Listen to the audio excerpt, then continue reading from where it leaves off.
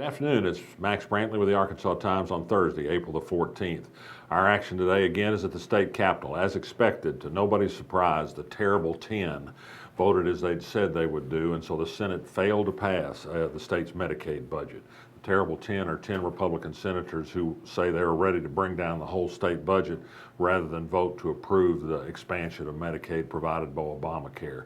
This means that those 267,000 people will be thrown off Medicaid if they succeed, but the loss of the state budget means cuts of undetermined other huge amounts if the Medicaid money isn't forthcoming.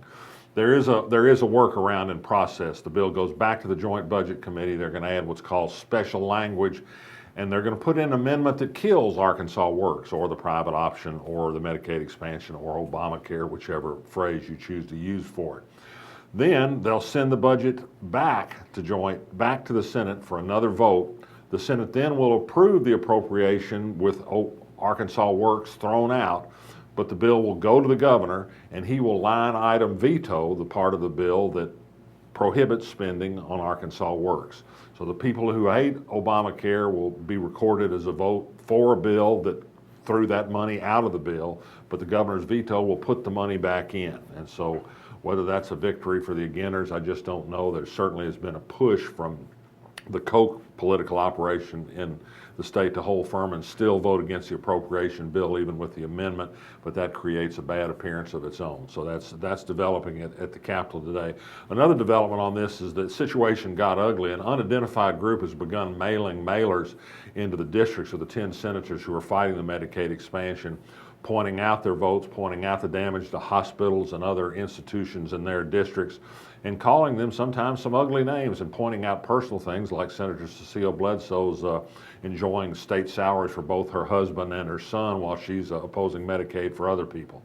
So the drama continues, but a senator that I believe is pretty trustworthy says he thinks it's going to be worked out if it is a backdoor solution. State Board of Education is meeting today. Among the business are some distress votes for the Dollar Way and Blytheville school districts. That gives state oversight of these districts. They also have approved new math standards, and they also approved a committee that's going to look for ways to collaborate between the Little Rock school districts and the Pulaski County school districts and charter schools. The big charter school advocates on the state board voted against this study committee. They'd hate to have a study committee find that maybe charter schools aren't all they're cracked up to be and don't have much to offer public school districts, except to be a haven for people who want to get away from difficult children. I've noted on the Arkansas blog today that Louisiana's new Democratic governor, John Bel Edwards, had signed executive orders that guarantees non-discrimination against LGBT people in state employment and also reverses a discriminatory executive order issued by his predecessor, Bobby Jindal.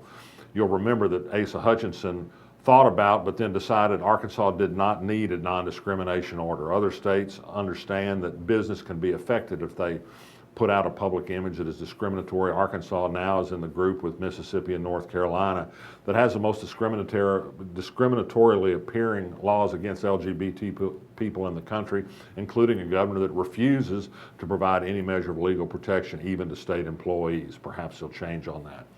On local news, Jennifer Carmen, a member of the Little Rock Historic District Commission, resigned from that commission last night. She's been in the middle of a controversy over a planned 50-unit apartment project on Scott Street. She'd rather be off the commission and be able to talk about her opposition to it. She was prohibited from participating in the debate by ethics rules on the commission, so now she can give free voice to that. It's uncertain where this project is going to go. It looks like it won't succeed, and it looks like Little Rock may be deprived of what would have been some new residences downtown. Don't have the full details yet, but Roxanne Townsend, who's been CEO of the University of Arkansas Medical Sciences campus for about 3 years, announced today that she'd be resigning effective September 30th, said to be because of personal reasons. The campus, of course, does face some pretty serious financial issues, even without the passage of the Medicaid expansion, but without it, even bigger problems. Little Rock School Superintendent Baker Curris announced today that the next school year is going to include a significant investment by the district and greater security measures, both in equipment and patrols of the campus. He doesn't cite a particular problem that has this, but he says parents need to feel comfortable about where they send their kids to school. No doubt about that. I'm Max Brantley. I'll be back tomorrow. You feel it in your heart, the spirit of Little Rock.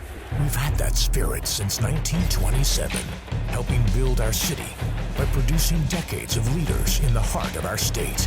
We are the heart of business and innovation, the heart of politics and government, the heart of arts and culture, and in our city beats the heart of a Trojan. UALR, we are Little Rock's team and Little Rock's University.